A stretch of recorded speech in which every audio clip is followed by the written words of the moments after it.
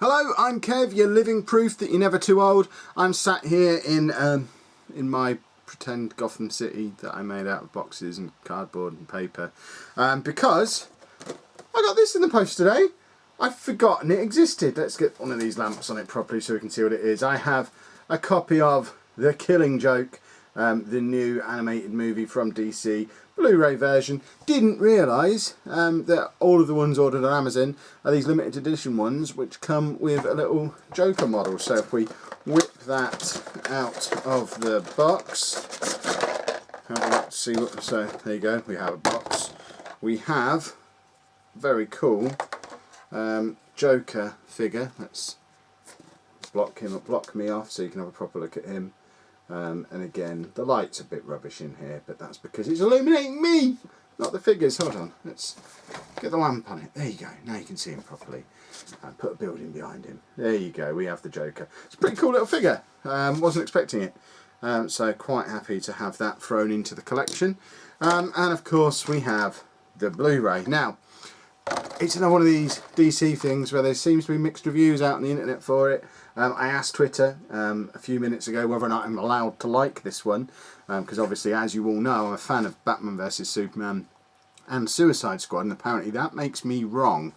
And this has some wrong in it as well, apparently. But I'm going to sit here and watch it now and report back to you. I have my trusty dog-eared old copy of the graphic novel for reference, so that I can keep referring back and making sure that, you know, they're true to the comic. Although I know there's a lot of Batgirl stuff in the movie, which obviously isn't in here, because she doesn't dress up as Batgirl even once in the book, because she's too busy being shot. There you go, spoiler alert. If you didn't know that, you're not watching this video probably.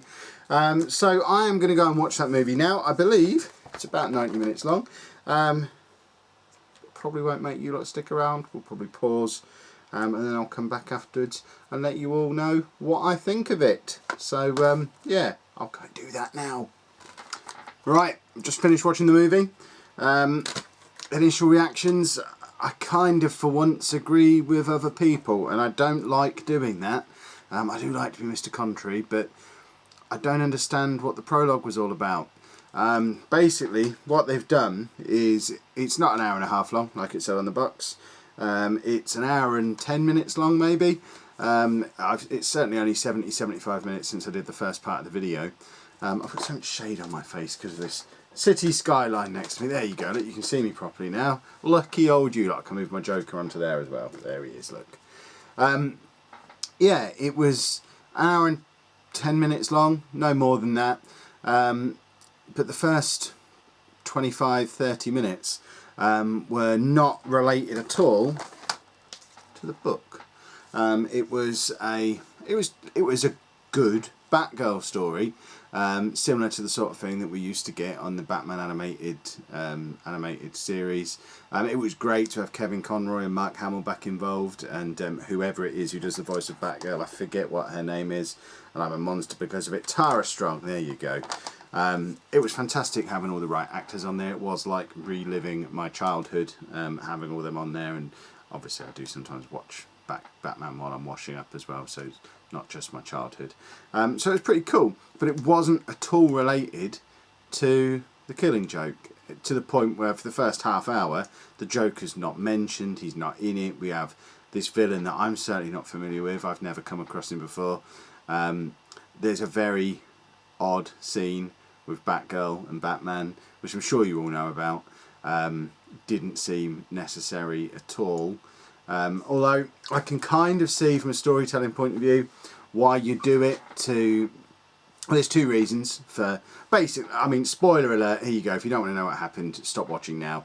But basically, Batman and Batgirl get it on to the point where they're on the top of a building. They're having a big fight. Batgirl gets on top of Batman and then whips off her cowl and top and sucks his face.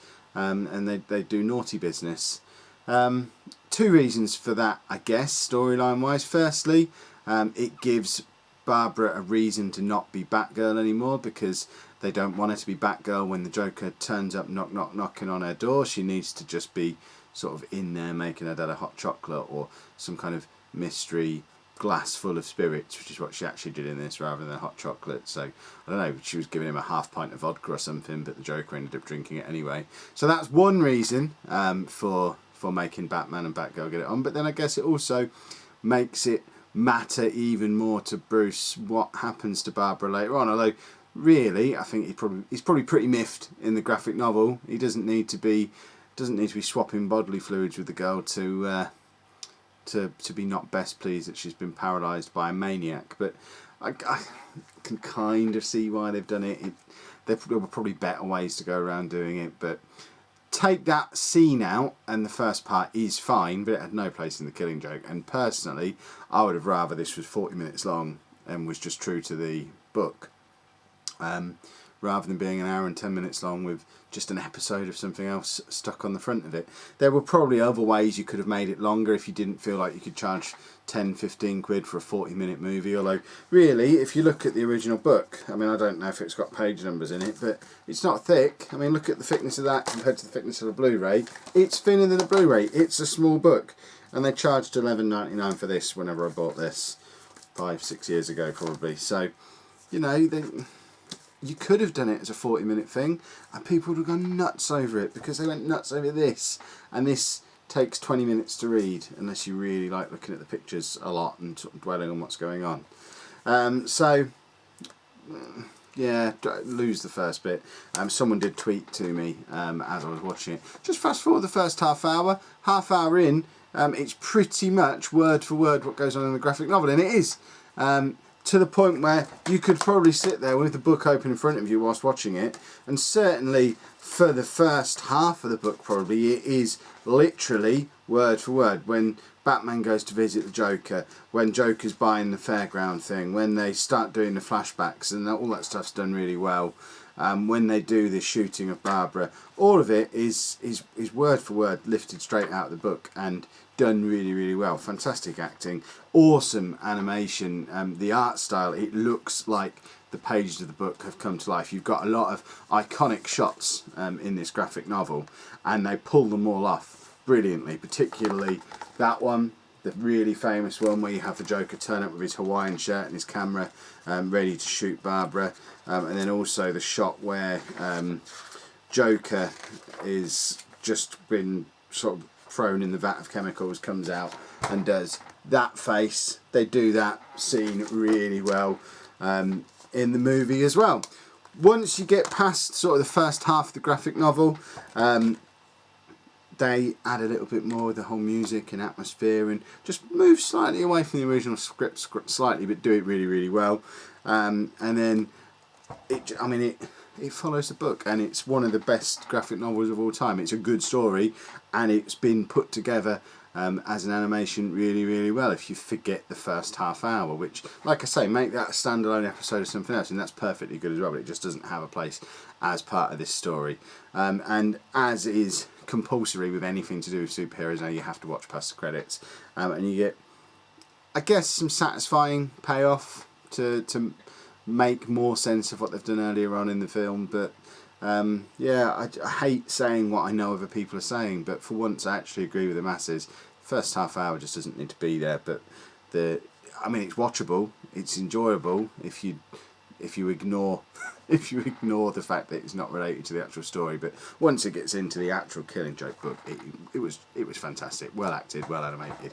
Can't speak highly enough of it. If you've never read the book, just get the film. If you're not really a reader, get the film and you'll get the whole story. Just don't, it picks up at the half hour point. But realistically, you could go onto Amazon now, and for 25 quid you could pick up both and get yourself a little Joker figure.